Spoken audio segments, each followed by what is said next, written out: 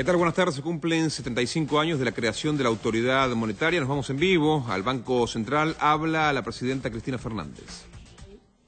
1935 también, un año emblemático, un año en el que había hecho crisis el modelo del progreso que había sido de fines del siglo XIX y que nos planteaba en la división internacional del trabajo como simplemente un país productor de materias primas. Precisamente en el 30, 29 para ser más precisos, entra en crisis el modelo también por esas cosas de la vida, de la economía, del mercado y del capitalismo, ¿por qué no?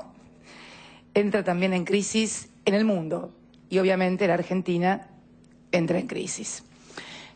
No voy a hacer la historia de lo que fue ese primer Banco Central, ni quién lo diseñó, ni con qué fines se hizo, pero lo cierto es que participaban en las decisiones monetarias del país los bancos extranjeros también, una cosa muy extraña, ¿no? Pero muy común para la visión de aquella época en cuanto al manejo de la economía.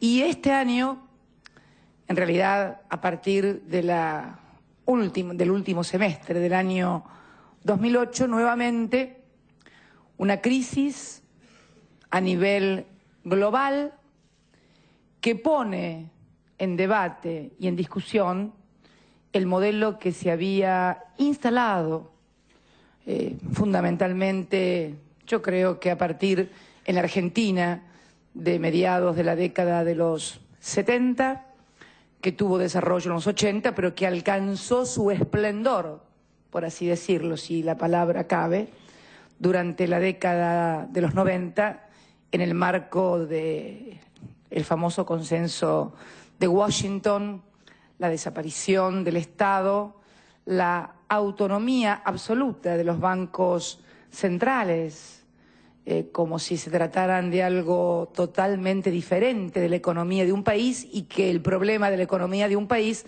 no fuera el crecimiento de la actividad económica, sino únicamente el cuidado de su signo monetario.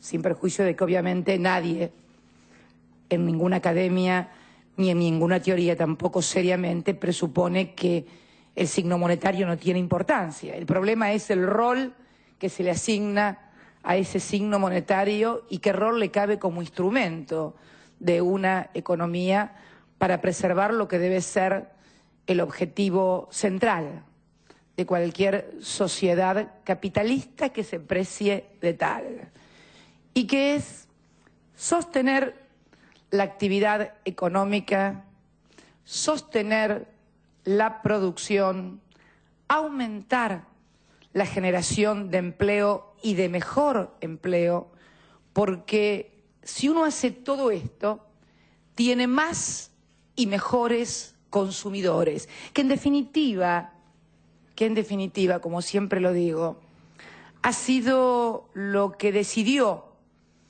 el triunfo en aquel mundo bipolar que se debatía entre capitalismo y comunismo, fue lo que decidió finalmente que la mayoría del planeta adoptara un sistema que precisamente le permitía la libertad de poder no solamente expresar sus ideas con libertad, sino también elegir cómo consumir, qué consumir, dónde vivir, porque la libertad es también una elección que se da no solamente en el marco de las ideas, sino también en el marco de lo económico. Ahora bien, esto haría presuponer que estarían vigentes las banderas del liberalismo, neoliberalismo más acérrimo. No, al contrario. Esto también demostró su fracaso, porque precisamente la caída del muro de Berlín instaló la idea de que el Estado había desaparecido, que era un obstáculo para el ejercicio de la actividad económica y que el mercado científica y casi perfectamente iba a asignar recursos. Y todos sabemos lo que pasa cuando uno deja libradas las cosas a la fuerza de la naturaleza o del mercado. Se impone el más crudo darwinismo social. donde obviamente triunfan los más fuertes, y esto se produce en todo, desde lo más, digamos, sofisticado en la economía hasta en la vida cotidiana. Miren, quiero contarles algo que poco tiene que ver con el Banco Central, pero en este bicentenario fantástico, mis dos perritos, yo tengo dos perros, boxers, acaban de tener familia, 11 cachorritos. Bien. Hay algunos que son más fuertes que otros, que pueden comer solos, que además, como pueden comer solos, empujan y codean a los demás y no los dejan prenderse a la teta de la madre porque tienen más fuerza. Miren, ¿qué estoy hablando? De una cosa, si ustedes quieren, irracional, pero en definitiva, para demostrar que el tema del darwinismo no es solamente una teoría aplicable a los hombres y a la sociedad, sino que también se ejemplifica. ¿Y qué es lo que hay que hacer entonces? ¿Qué tendría que hacer yo si realmente uno pensara y aplicara en la vida cotidiana? Bueno, dejar que los que no pueden prenderse a la teta de su madre se murieran porque son más débiles y no tienen, por lo tanto, las capacidades y la eficiencia de los más fuertes para poder alimentarse. Pero en realidad todos sabríamos que si actuáramos de esta manera, la vida y el mundo se tornarían imposibles. Y esto es lo que ha sucedido en estos años, en donde se instaló esta idea que en definitiva todo el mundo, o por lo menos lo que la impulsaban también, sabían qué intereses se representaban. Pasó lo que pasó con la caída de Lehman Brothers, pasó lo que está pasando en Europa, y uno ahora encuentra, por ejemplo, ayer leía un editorial del New York Times que hablaba de la necesidad, por ejemplo, para algunos países de la eurozona, de tener que reestructurar su deuda soberana, porque claro, como son países más pequeños y más débiles, no van a poder hacer frente a esa deuda y si no van a tener que imponer penas que van a caer sobre los más débiles, sobre los sectores más vulnerables de la sociedad, jubilados, trabajadores, desocupados, etcétera, etcétera. Casi la historia de la Argentina en el año 2001. En el año 2001 lo vieron, o en el año 2005, cuando reestructuramos nuestra deuda soberana, lo vieron casi como un escándalo. Hoy es la receta que ya se comienza a pensar desde algunos sectores, desde algunos círculos, y que no son precisamente los que han venido sosteniendo esto que nosotros venimos diciendo desde hace mucho tiempo.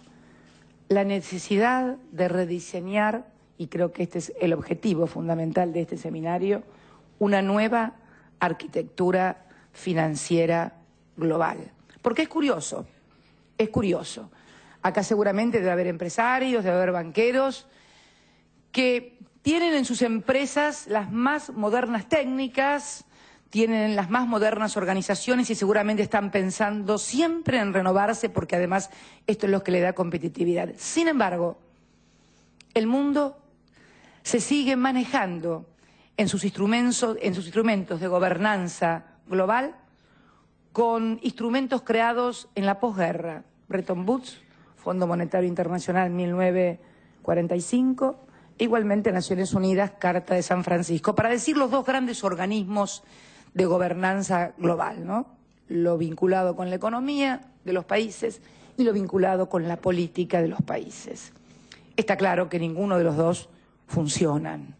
Está claro que se necesita un nuevo rediseño o nuevos organismos u otros que acompañen o una reformulación a fondo que permita precisamente hacer frente a esta novedad de un mundo global, pero de gobiernos locales.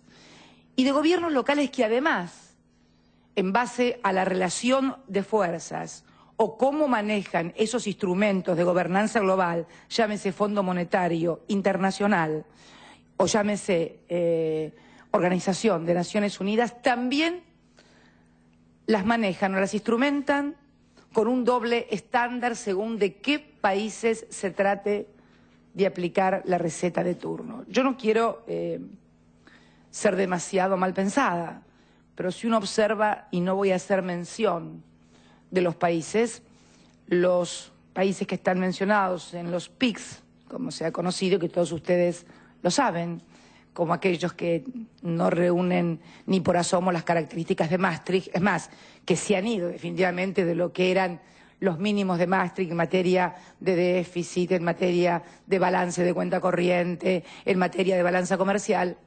En realidad, los que están también en la picota, y me hago cargo de lo que voy a decir, son los gobiernos de orientación socialista. Socialismo a la europea, pero socialismo al fin.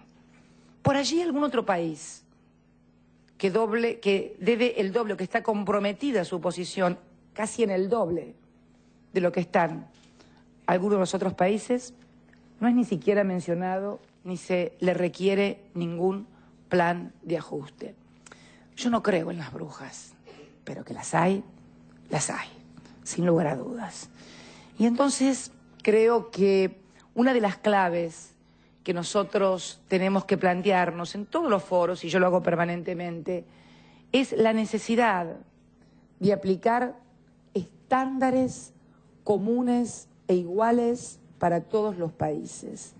Si uno expusiera en un tablero los números de la macroeconomía argentina, su superávit fiscal, su número de superávit fiscal, su superávit comercial, sus reservas acumuladas, la relación deuda-producto bruto-deuda, no solamente del sector público, sino también del sector privado, por ejemplo, el nivel de reservas, bueno, y le tapa el nombre de República Argentina y lo compara con cualquier otro país.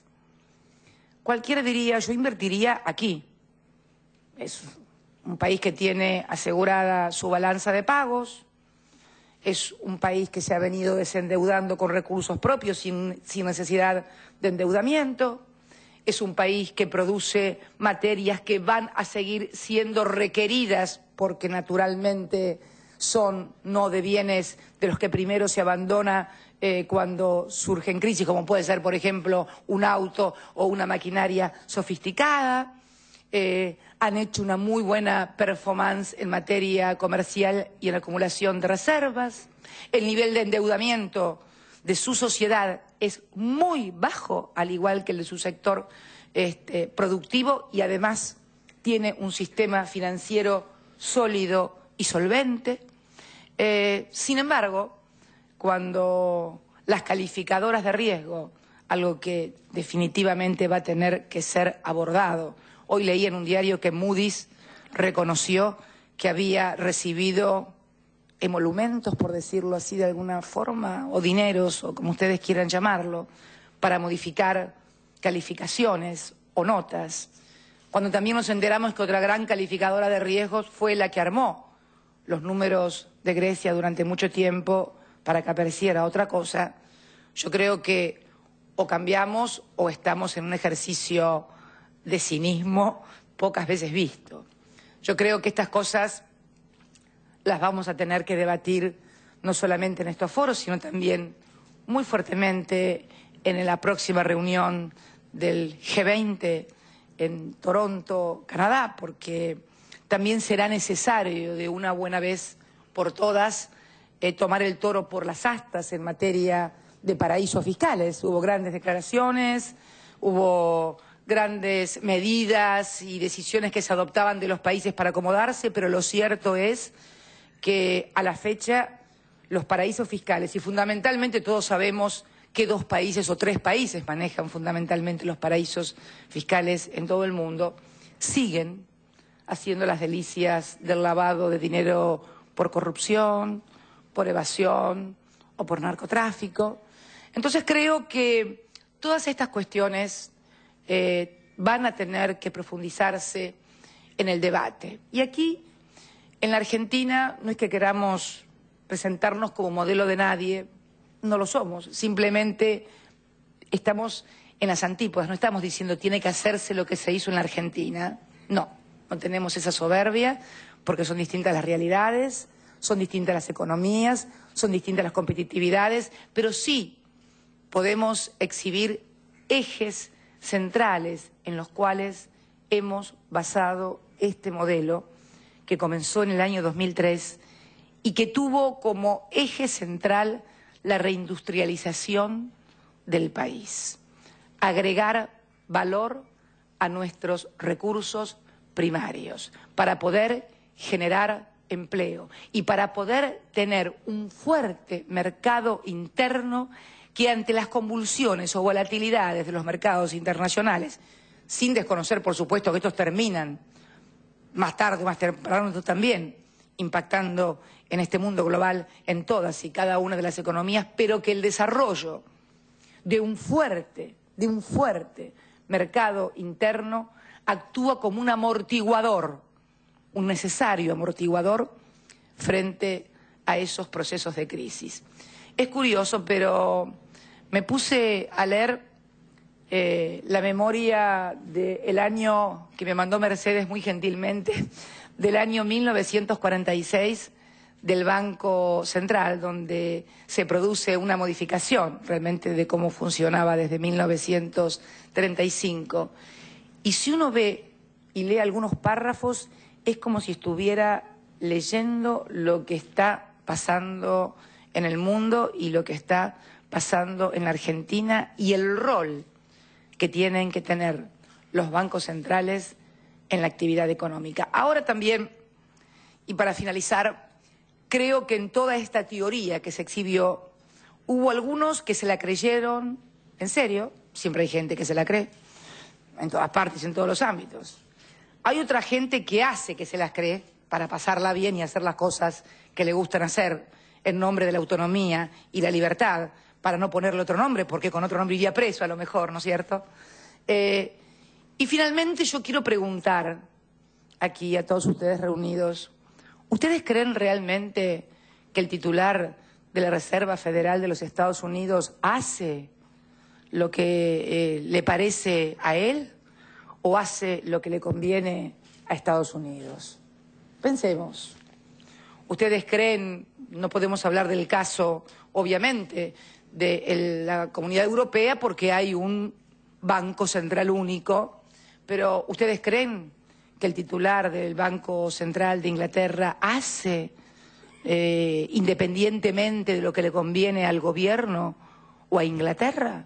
¿Ustedes realmente creen que esto es así? ¿O el Banco Central de China? ¿O el Banco Central de Japón? O sea, si la autonomía es tal que el presidente del banco hace cosas que no tienen absolutamente nada que ver con la economía de ese país o con la política, el proyecto político de ese país, de ese gobierno. Yo realmente, somos todos mayores de edad, hemos visto muchas cosas en el mundo, pero yo no creo que nadie, sinceramente, pueda creer esas cosas. Solamente somos capaces de repetirlas como una letanía y como una liturgia, porque además queda bien aquí en la República Argentina.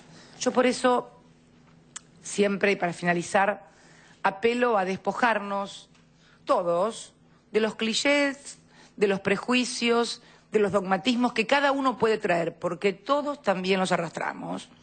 No es que cada uno esté libre de prejuicios y de dogmatismos. Cada uno de nosotros viene de una historia, viene de una experiencia y por lo tanto arrastra las cosas positivas y negativas de esa experiencia.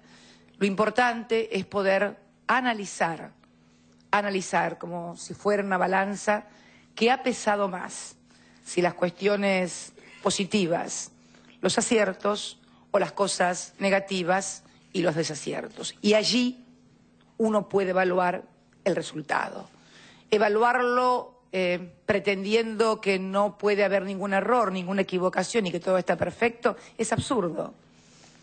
Es absurdo porque estaríamos ante dioses, estaríamos ante la perfección. Y ya sabemos que la economía es, si hay una ciencia humanista, aunque no se crea, es esa la economía. Yo estoy absolutamente convencida de eso. Por eso, alejada de prejuicios y de dogmas, no de convicciones, y con la mente abierta, queremos proponer inaugurar este seminario con discusiones sobre esta nueva etapa en la arquitectura financiera mundial, sin perder de vista que no hay ninguna actividad que pueda desempeñarse, sea la monetaria financiera, sea la política o cualquier otra, que olvide por sobre todas las cosas que es la sociedad la que debe ser la destinataria de esos esfuerzos